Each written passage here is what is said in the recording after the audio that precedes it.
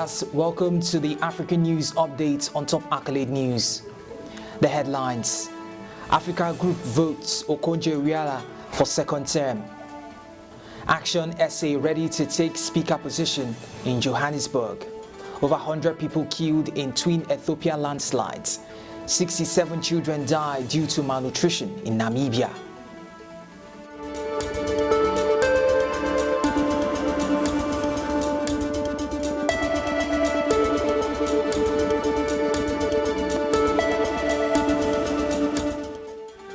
We start with politics, where the African Group at the World Trade Organization presented a proposal at its General Council to re-elect Ngozi Okonjo-Iweala as WTO's Director General. Adebayo Thomas, spokesperson for the Ministry of Industry, Trade and Investment, said this in a statement. According to him, the proposal is for members to consider Okonjo-Iweala to run for another term as Chief Executive Officer of the organization. He said the proposal was also to enable the chair of the General Council to commence the process of the appointment of the Director General as soon as possible. Abdul Hamid Adamu, Nigeria's permanent representative to WTO at the Council, said all members pointed to all the efforts and qualities of Okonjo-Iweala and her contributions to the organization, which enhance a lot of progress and development. Still in politics, ActionSA Gwating chairperson Funzi Ngobeni says the party wants to secure the speaker and the position to secure its chances in the Johannesburg City Council and outs the African Independent Congress, Margaret Arnold. This comes as part of the agreement between the ANC and ActionSA aimed at ousting Joburg Mayor Kabelo Gwamada. Ngobeni told Times Live the party wanted the speaker position because it is a powerful role to hold the government accountable. He said the party was negotiating for other positions in the legislature. In an interview with Newsroom Africa, Ngobeni said he expected Gwamanda and Arnold to resign by next week to avoid motions of no confidence. He expressed confidence in the ANC to handle the matter quickly.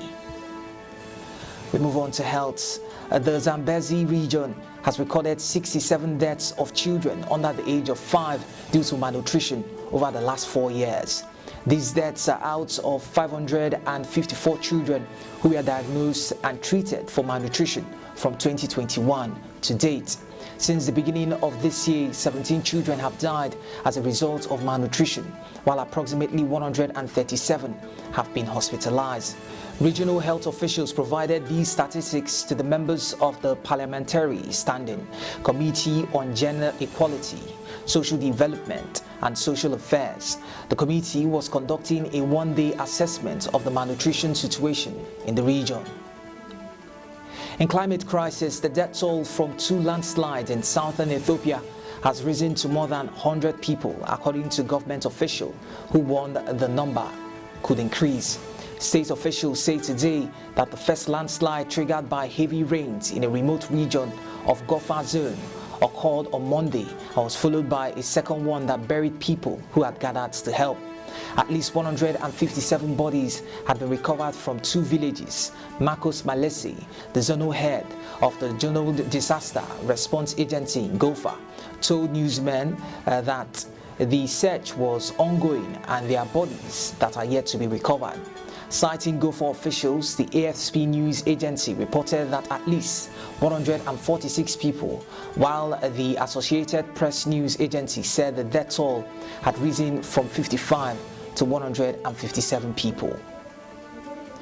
You're watching the African News Update on Top Accolade News. Do stay with us. Still to come.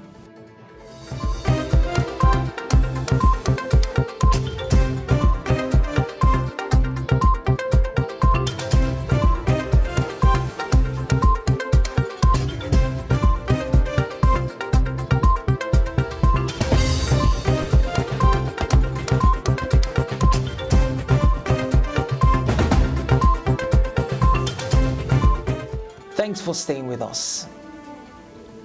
In business, around £700 million was spent on the previous UK government's controversial Rwanda scheme, and over £10 billion had been set aside for it over a 6-year period, the new government has revealed. Home Secretary Yvette Cooper told members of Parliament that the scheme, which after 2.5 years only led to voluntary removal of 4 asylum seekers, was the most shocking waste of taxpayers' money she has ever seen.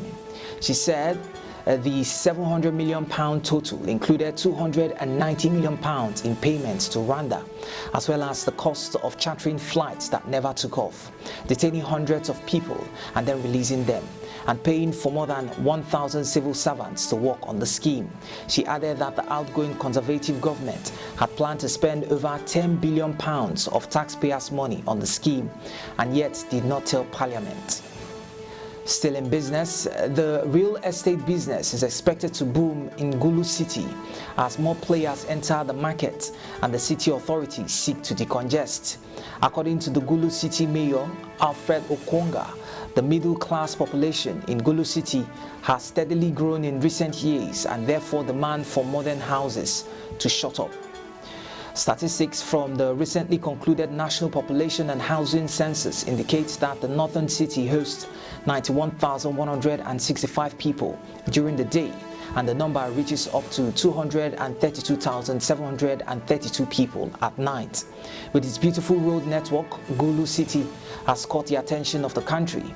But in terms of real estate, the city authorities are planning to improve the housing sector to match the growing middle-class population. As more real estate players break the ground, Jeff Geoffrey Sapwe is the Chief Executive Officer of Trinity Landlords. He says, being the nexus of northern Uganda, the Gulu City authorities should encourage the construction of planned and dignified houses.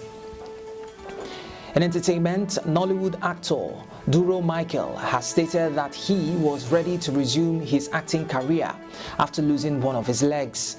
The actor had cried out for help a few months ago after falling ill. However, Prophet Jeremiah Fufenyang came to his rescue and paid his medical expenses that led to one of his legs being amputated. In the video making the rounds, he was seen begging movie makers for roles. According to him, he's fit to resume work despite losing one leg. Reactions have continued to trail Duro Micheal's video. And in sports, negotiations between Paris Saint-Germain and Napoli regarding Victor Osimhen are at a standstill after the French champions initially expressed interest in signing the Nigerian marksman. Osimhen experienced a subpar campaign last season, failing to perform as expected as Inter took over Napoli's Scudetto crown. Confirming the deadlock in a post on X handle, football transfer expert Fabrizio Romano wrote, Paris Saint-Germain will not pay the clause and talks are in standby at current conditions. No chance to include Kang In Lee. Napoli's disastrous 2023-2024 season contributed to the fall in the number of suitors vying for Osimhen's signature, but PSG remain interested in his services. That concludes our African News Update for today. Stay tuned for more international news and development. Thanks for joining us. I am Dima Abaku.